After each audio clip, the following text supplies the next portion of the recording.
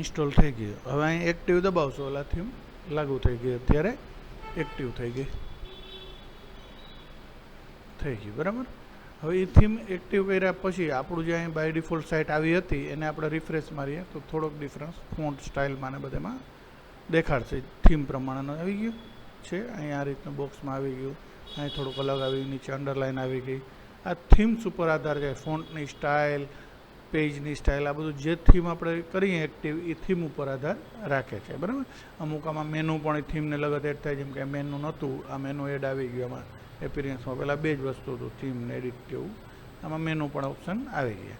તો menu option શું કરે છે આપણે આજે એ શીખશું. આ ઉપર મેનુ આપણું છે, એ મેનુમાં આપણે વધઘટ કરવું, બનાવવું નવું, તો મેનુ બનાવી શકીએ. અહીંથી મેનુમાં ક્લિક કરું છું એટલે મેનુને લગતા ઓપ્શન ખુલશે. હવે અહીં સીધું પૂછે મેનુ સ્ટ્રક્ચર, મેનુ નેમ. તો આપણે એક મેનુ બનાવેલું નથી એટલે નવું કંઈ ક્રિએટ મેનુ લખેલું છે એટલે નવું મેનુ અહીં બનાવશું. નામ તમને જે ઈચ્છા પડે આપી દઉં. હું મેઇન મેનુ એવું નામ આપી દઉં છે. તમારે જે મેનુ જે લખવું હોય નામ આપી શકો છો, તમારું નામ પણ આપી શકો છો. ક્રિએટ આપું જ એટલે આ મેનુ બનવાની શરૂઆત થઈ ગઈ. ઉપર પ્રોસેસ થઈ, થોડીક વેઇટ કરવાની. આ થઈ ગયું બરાબર. હવે એ ક્રિએટ આપી દીધા પછી અહીં જોશો તો સેવ આવી ગયો છે ઓપ્શન. જ્યાં ક્રિએટ હતું ત્યાં જ ઓપ્શન સેવ થઈ ગયું. હવે આ મેનુની અંદર આપણે આમાંથી કયા કયા ઓપ્શન ઉમેરવા છે. માની લો હોમ મારે એડ કરવું છે તો હું એડ કરું છું એ મેનુમાં. મારે સ્ટોરી એડ કરવું છે તો એડ કરું છું. અને સ્માર્ટ સ્ટડી હબ કરીને એક છે આપણું, એ એડ કરવું છે તો હું એને એડ કરું. એક આરે ત્રણેયને ટીક કરીને એડ કરી શકાય. એક એક ન કરવા અને અહીંથી આમ ટીક ટીક કરી દો અને પછી એડ આપો તો એડ થઈ જશે. બસ હું આ 3 એડ કરું છું, આને સેવ કરું છું. હવે અત્યારે આપણે જોઈએ અહીં બાય ડિફોલ્ટ તો બધા મેનુ બતાવે છે. મારે તો ઓલા 3 મેં બનાવ્યા ને એ 3 જ જોવા, બીજા નથી જોવા. તો મેનેજ લોકેશનમાં જઈશ, આમ મેનુ બની ગયું એને સેવ કરવું. મેનેજ લોકેશનમાં એ પ્રાઇમરી મેનુ લખ્યું છે, ત્યાં મેઇન મેનુ કરીને સેવ કરી દઈએ આપણે. અને અહીં જઈને રિફ્રેશ આપીએ આપણે એટલે આપણું મેઇન મેનુ પ્રાઇમરી લોકેશનમાં આવી ગયું. ઇટ મીન્સ કે જે 3 મેનુ બનાવ્યા એ જ 3 બતાવે, એમને કે બધા પેજ. આમાંથી જે પેજમાં જવું હોય ક્લિક કરીને તમે જઈ શકો છો બરાબર. હવે મને એમ થયું આ સ્ટોરી મારે પાછળ રાખવું છે, સ્માર્ટ સ્ટડી હબ આગળ રાખવું છે. તો અહીં મેનુમાં વયા જાઓ પાછા, ફરીથી અહીં એડિટ મેનુમાં જાઓ. એની અંદર અહીંયા આપણા મેનુ જે બતાવે છે એમાં અમારે ઉપર લેવું તો આને ઉપાડીને અહીં ઉપર મૂકી દો એટલે ઉપર આવી ગયું, સેવ થઈ ગયું બરાબર ને. હવે અહીંયા આપણે રિફ્રેશ આપશું તો જોશું તો એ આગળ આવી જશે. હમણાં રિફ્રેશ આપશું એટલે આવી ગયું. તો આ રીતના આપણે મેનુ ચેન્જ પણ કરી શકીએ, ઉપર નીચે પણ કરી શકીએ છીએ. હવે આની અંદર હજી એક વધારું છે, નોલેજ હબ એડ કરવું છું એટલે એક મેનુ એડ થયું. પણ મારે નોલેજ હબ છે એ મારે સ્માર્ટ સ્ટડીની અંદર રાખવું છે. તો અહીં સ્માર્ટ સ્ટડીની અંદર રાખ્યું ને સેવ કર્યું.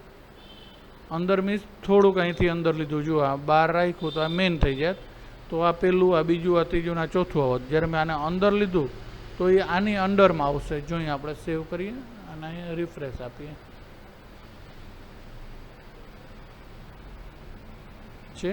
અહીં ઓપ્શનની અંદર એ મેનુ આવી ગયું. એવી રીતના 5-6 પેજ આની અંદરમાં રાખવા હોય તો તમે રાખી શકો છો. સમજાઈ ગયું. સબ મેનુ બનાવી શકાય. મેનુની અંદર બનાવો તો થોડુંક એને ખાલી અંદર રાખવાનું રહે, બહાર રાખો તો એ મેઇન મેનુ થઈ જાય. અને પાછું રિટર્ન અહીં લઈ લઉં, સેવ કરી દઉં તો એ અહીંયાથી અંદરથી નીકળીને અહીં બહાર બાજુમાં આવી જશે ડાયરેક્ટ. રિફ્રેશ આપું છું છે. તો આ રીતે તમે મેનુ બનાવી શકો છો.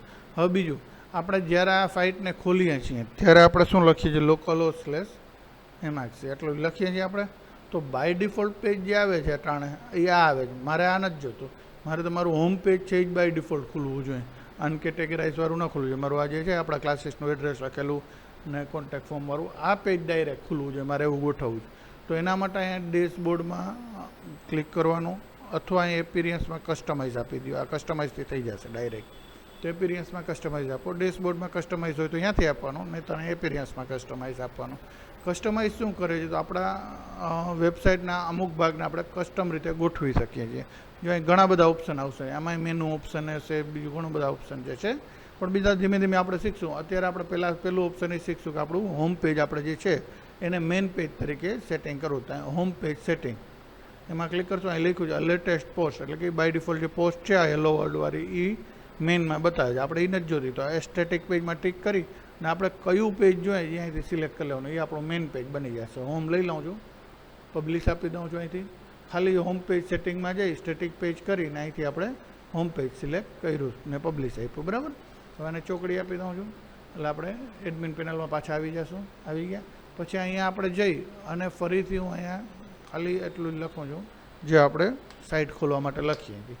તો બાય ડિફોલ્ટવાળું પેજ જ ખુલી ગયું, હોમ પેજ. ઓલું પેજ ના ખોલ્યું, સમજાઈ ગયું? તો આ રીતના હોમ પેજને આપણે ક્યુ પેજ રાખવું સ્ટાર્ટિંગમાં વેબસાઇટ ખોલતા આવે એ આપણે અહીંયા કસ્ટમાઇઝ કરીને હોમ પેજ તરીકે સેટ કરી શકીએ. હોમ પેજ કરવું કે સ્ટોરી પેજ કરવું કે જે કરવું હોય એ હોમ પેજમાં જે સેટ કરીએ એ પેલું પેજ આવી જાય. ક્લિયર? સમજાઈ ગયું? હોમ પેજ સેટિંગ કરતાં શીખાના જ આપણે મેનુ શીખા. આજ પૂરતું એટલું રાખીએ.